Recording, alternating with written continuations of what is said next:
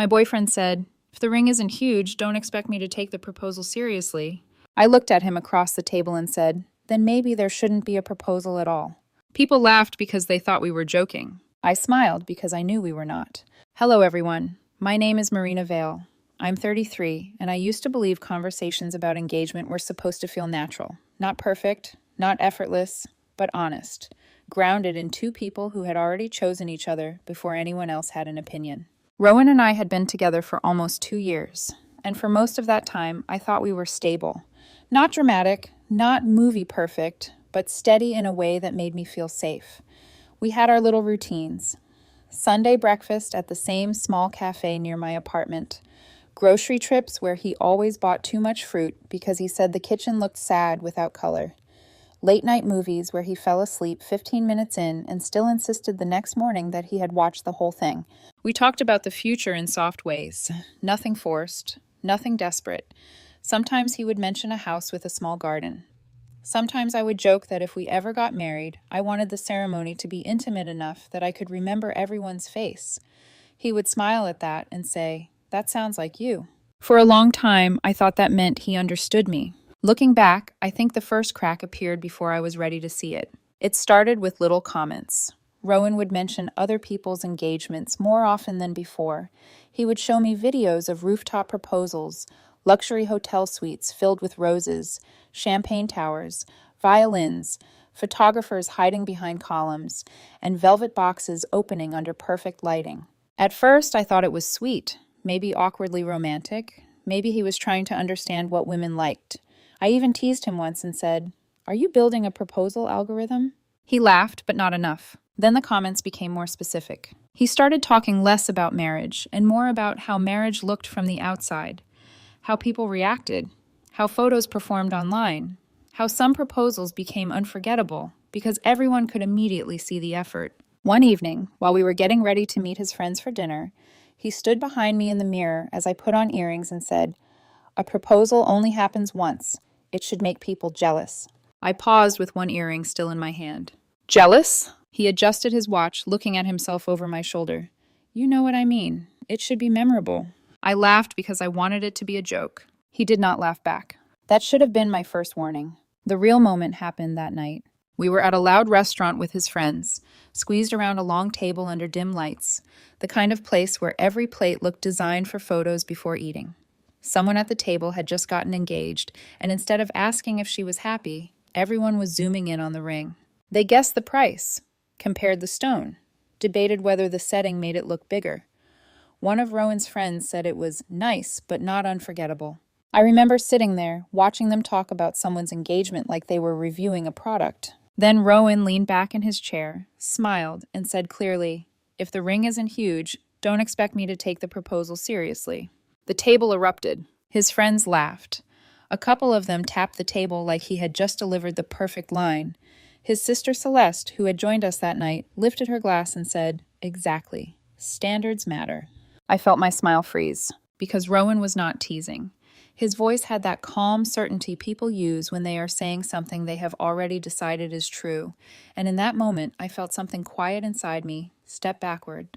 It was not anger at first. It was embarrassment, not the loud kind, the private kind. The kind that rises slowly into your throat while everyone else is laughing, and you realize you are the only one hearing the threat underneath the joke. I kept smiling because I did not want to become the woman who ruined dinner, but inside I felt suddenly small, like I had been pulled into a test without being told the rules.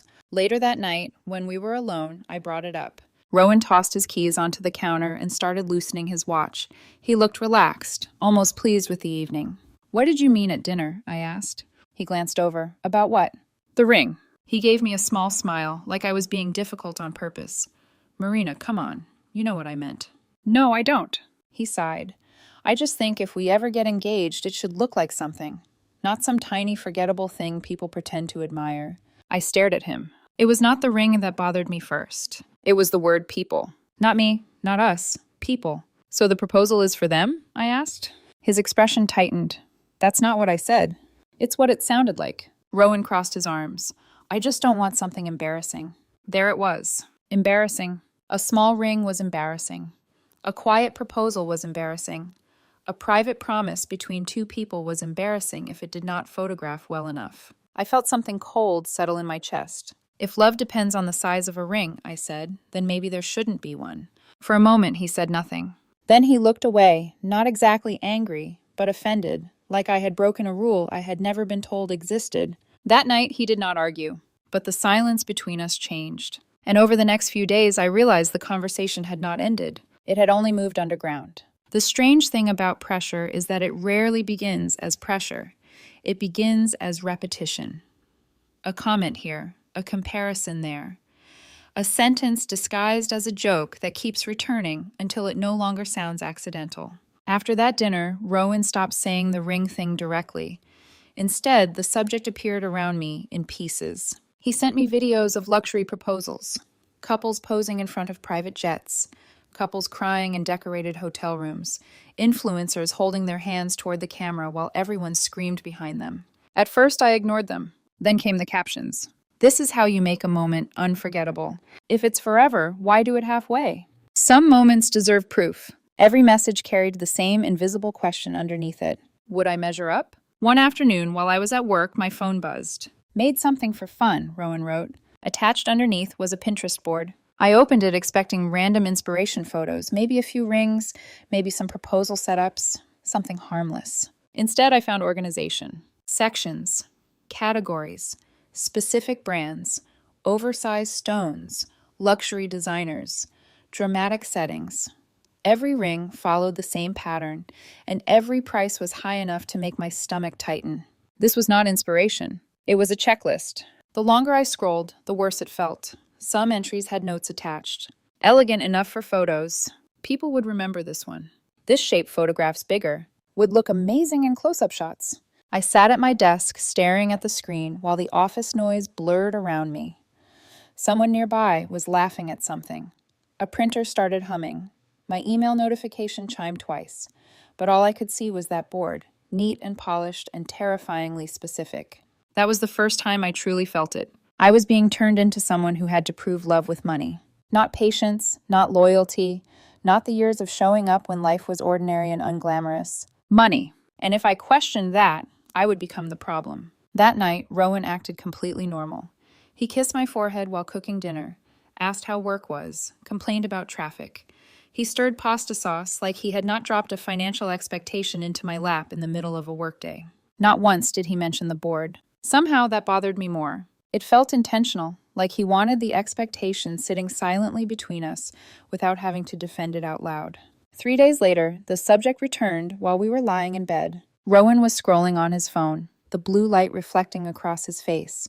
I was reading beside him when he said casually, people can usually tell when someone cuts corners on engagement rings. I kept my eyes on the page. Can they? Obviously. Or maybe they just care too much. He turned toward me slowly. You really don't get why this matters, do you? I put the book down. How much do you think a proposal should cost? He answered too quickly. At least 6 figures. I laughed because I thought he had to be joking. He was not. My laughter faded first. Then the room fell quiet. You're serious, I said. Rowan shrugged. If someone is building a future with me, I want to feel like they value me properly. Value me properly. The phrase landed harder than the number, as if love had tears.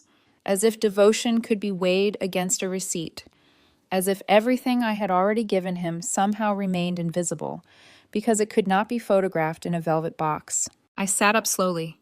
Do you hear yourself? His face tightened. Why are you acting like I asked for something insane? Because you did.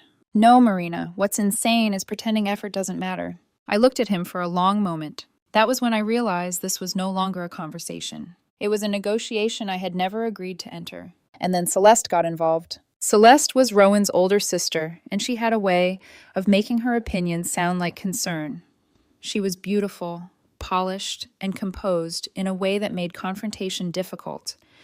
She could insult someone so gently that by the time you felt the sting, she had already smiled and changed the subject. At first, her messages sounded harmless. Rowan just wants to feel appreciated. Men care more about engagement symbolism than people admit. He's not materialistic, he just wants to feel chosen. Then they became sharper. He talks about wanting something unforgettable, right? Honestly, after 2 years together, I'd expect the same. Some women don't understand that men want proof too. Her pressure came wrapped in softness. That made it worse. Every message sounded reasonable until I stepped back and noticed they all pushed me toward the same corner. One Saturday afternoon, Celeste invited me to coffee. I almost declined. I should have. She chose a bright little cafe with marble tables and tiny pastries displayed under glass. She hugged me when I arrived, kissed the air beside my cheek, and told me I looked tired in a voice sweet enough to pretend it was sympathy. For the first 20 minutes, she talked about relationships, commitment, and modern standards. She said people were too quick to call expectations shallow when sometimes expectations were just a language of value. Then she pulled out her phone and showed me a photo of a friend's engagement ring. It was almost 300,000, she said. Everyone still talks about it. I stared at the picture, not because of the diamond, because of the way she said everyone, like strangers had somehow earned a vote in my future. You know, Celeste continued, stirring her drink slowly, Rowan has always wanted a relationship that looked successful. Looked successful? Not felt successful. That distinction sat heavily in my chest. I finally asked, does he want marriage or does he want attention? Her smile flickered for half a second. Then she leaned back and said, you'd be surprised how connected those things are. That answer stayed with me all night, because it sounded less like advice and more like a warning. After that, I stopped reacting emotionally. I stopped defending myself. I stopped trying to explain why love should not need an invoice. Instead, I watched. And once I stepped back far enough, the pattern became clear. The ring was no longer jewelry. It was a test. The price was no longer a number. It was obedience dressed up as romance. Rowan did not expect resistance. He expected eventual surrender. Once I stopped arguing, he became calmer. That should have reassured me. Instead, it terrified me. Because the peace between us did not feel natural. It felt strategic, like he believed silence meant progress. Like my lack of resistance was the same thing as agreement. A week after coffee with Celeste, Rowan started sending me listings again. Not dozens this time. Just one at a time. Precise. Intentional. No context. No explanation. One ring per message. Outside those moments, he acted normal. He held doors open, wrapped an arm around my waist in public, kissed me goodbye before work, asked if I wanted tea at night. From the outside, we probably looked solid, but inside, I no longer felt like his partner. I felt like an audience he was trying to convince. One evening, I came home earlier than expected and found Rowan sitting at the kitchen counter with his laptop open. He closed it immediately when he saw me. Too quickly. What was that? I asked. Nothing. The answer came automatically. Then his phone buzzed. Celeste's name lit up the screen. He flipped the phone over. I said nothing. But later that night, while Rowan showered, I noticed his laptop still sitting partially open on the couch. I stood in the hallway for several seconds, listening to the water run in the bathroom, telling myself not to look. I should not have looked. I know that. But by then, something inside me already knew I needed to understand what I was living inside. The screen was still awake. A spreadsheet filled the display. Jewelry brands, financing options, estimated timelines, deposit requirements, possible proposal locations. At the very top, written in bold letters, proposal budget planning. My chest tightened. Then I saw another column. Social impact, venue quality, photography visibility, guest reactions, online engagement potential. For a second, I could not breathe normally. This was not a proposal anymore. It was a campaign, a strategy, a performance with cost estimates. I stood there staring at the screen, feeling something inside me loosen from him. Not break loudly, just detach, quietly, permanently. I heard the shower turn off and shut the laptop, my hands suddenly cold. That night, Rowan wrapped an arm around me in bed. You've been distant lately, he murmured. I almost laughed at the irony. You think so? I know so. His voice sounded soft, almost concerned. But I had started to understand something about Rowan. He became gentlest when he felt control slipping. I'm just tired, I said quietly. He studied me in the dark. You know I only want us to have something special, right? I turned toward him. What happens if the proposal isn't expensive? His expression shifted immediately. It won't be. That's not what I asked. Silence. Then he said, why are you so focused on lowering the standard? The standard. That word stayed with me longer than the argument. Because suddenly I could see the last 2 years differently. The vacations Rowan only posted if they looked luxurious enough. The restaurants chosen more for atmosphere than food. The way he checked online reactions before asking if I had enjoyed myself. Even our anniversary dinners had somehow become performances. And I had mistaken presentation for effort. A few days later, Rowan invited me to dinner with his friends again. This time, the conversation turned toward engagement stories within 20 minutes. Too smoothly, too naturally, like everyone had been waiting for the cue. One friend described a proposal weekend in Italy that sounded more like a brand launch than a love story. Another joked that small rings ruin family reputations. Celeste smiled into her wine glass as if she already knew where the conversation was going. Then Rowan leaned back and looked at me. "You know what's funny?" he said. "What?" "People who say money doesn't matter are usually the ones afraid they can't provide." The table went careful, not silent. Careful. I felt heat crawl up my neck because he was not speaking generally. He was speaking directly to me while pretending not to. For a moment, I saw myself from the outside, sitting there with a smile I no longer meant, surrounded by people waiting to see whether I would shrink. I set my fork down. "You think love is measured by cost?" Rowan gave me that calm look he used whenever he thought he sounded wiser than everyone else. "No," he said. "I think effort is. And if someone can't afford your version of effort?" His eyes locked onto mine. "Then maybe they shouldn't promise forever." The sentence landed like a slap because it sounded rehearsed. I suddenly realized everyone was watching me, waiting, measuring my reaction. So I smiled softly and picked up my drink. Good thing I'm not planning to compete in an auction. The table froze. Even Celeste looked startled. Rowan's expression hardened, not angry exactly, but threatened, because I had disrupted the script. The rest of dinner moved awkwardly. People changed topics too quickly. Forced laughter appeared where tension still lingered. Rowan barely touched his food.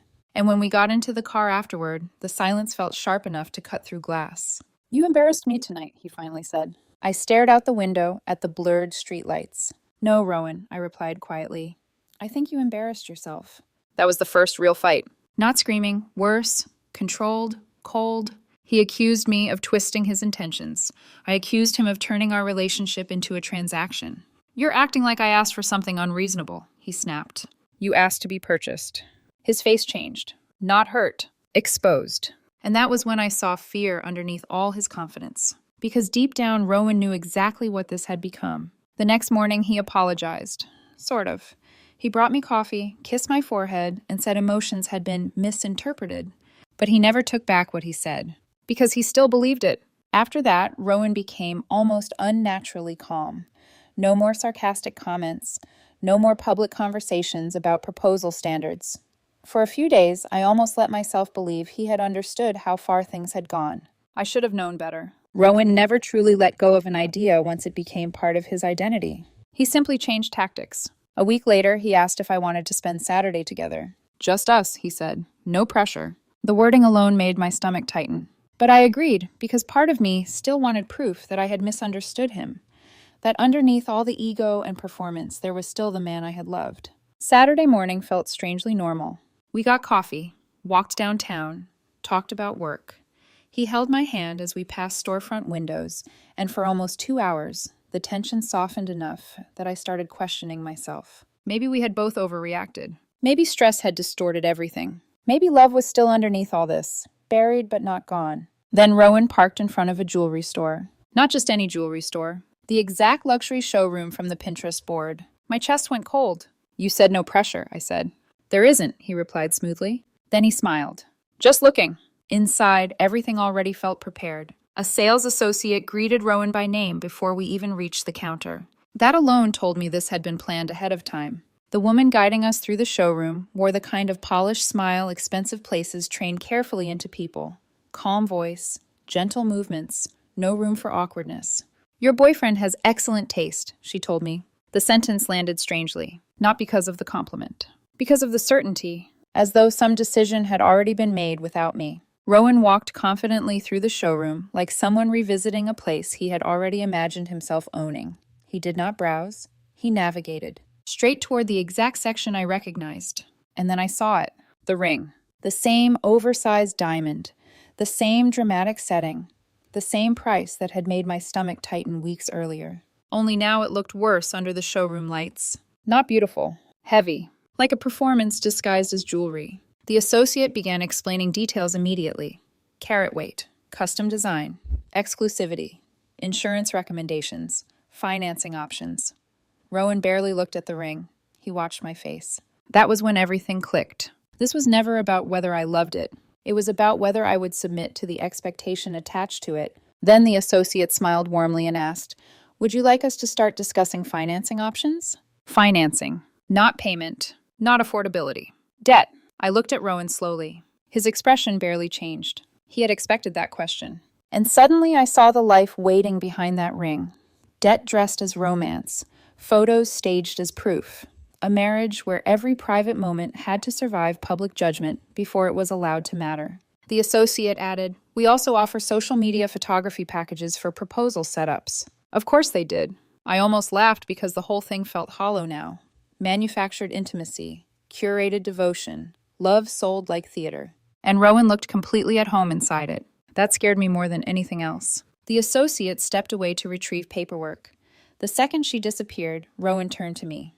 "Well?" he asked softly. I looked directly at him. At what point did this stop being about us? His expression tightened. "Marina."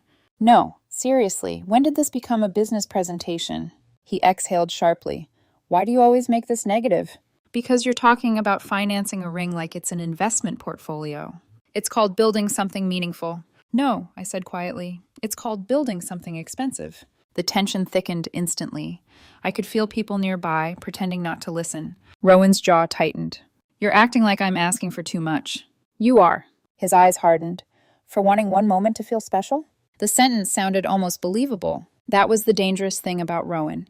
He wrapped vanity in emotional language until it resembled vulnerability. But I knew better now. "Special for who?" I asked. Silence. And in that silence, I got my answer.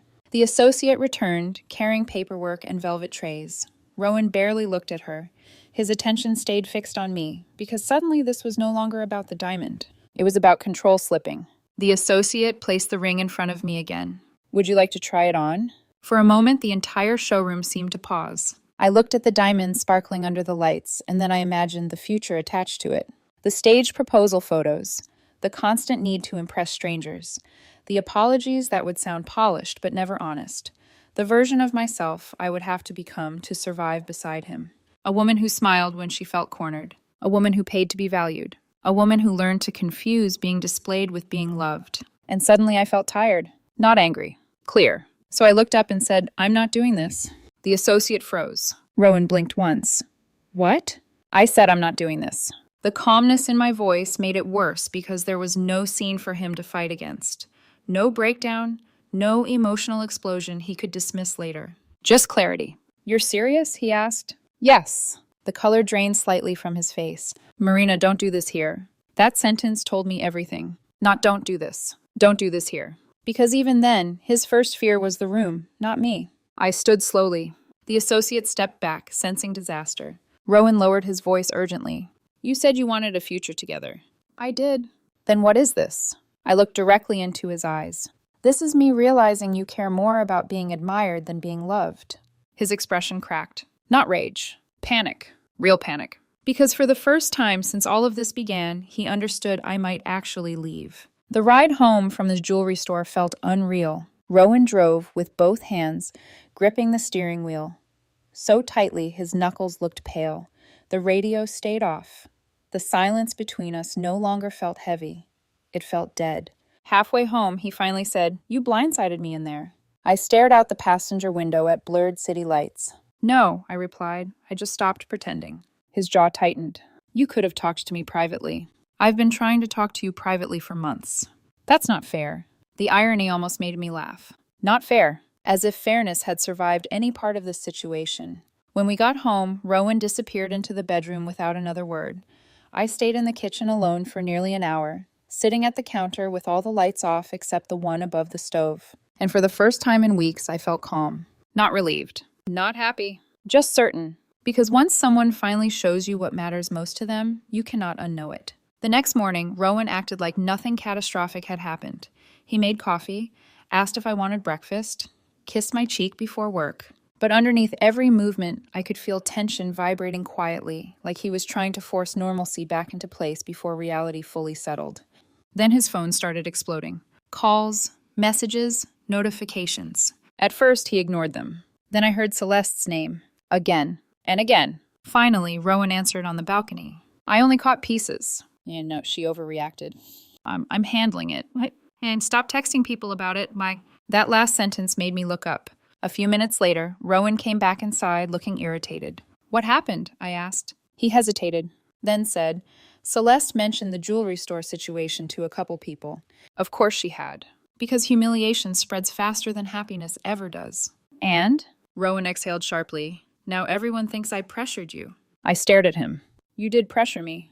"That's not how it looked." There it was again. Looked. Always looked. Never was. I stood slowly from the counter. "Do you even hear yourself anymore?" His frustration finally cracked through. "You know what, Marina? Maybe I cared because I wanted something beautiful for us." "No," I said quietly. "You wanted something impressive." "That's not true." "Then why are you more upset about what people think than what happened between us?" He opened his mouth, then stopped, because there was no answer that did not expose him further. That weekend, things got worse. Not dramatically at first, subtly. Friends stopped reaching out the same way. Invitations became quieter. Group chats shifted tone. I could feel people beginning to choose sides without saying they had chosen anything at all. Then came the photo. One of Rowan's friends had posted a picture from the jewelry store district.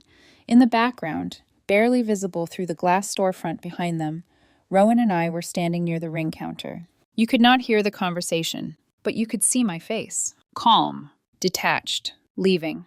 The comments started almost immediately. "Uh-oh. That doesn't look good. She looks done. Bro pushed too hard." Rowan saw the post before I did, and I think that was the moment the panic truly began. Because suddenly this was no longer private disappointment. It was public failure. He spent the rest of the evening pacing the apartment, calling people, defending himself, trying to clarify what happened. At one point, I heard him say from the hallway, "It's not like I demanded anything unreasonable." Demanded. Even his defense sounded guilty. Later that night, he came into the living room while I was reading. His voice sounded softer than I expected. "I think people are twisting things," he said. I closed my book slowly. "People are reacting to what happened. That's not the same thing." "Maybe not," I replied.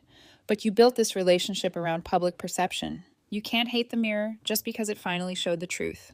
That hit him harder than yelling would have. I could see it in his face, the tiny flinch, the way his shoulders dropped. Because deep down, Rowan knew exactly why this spiraled so quickly.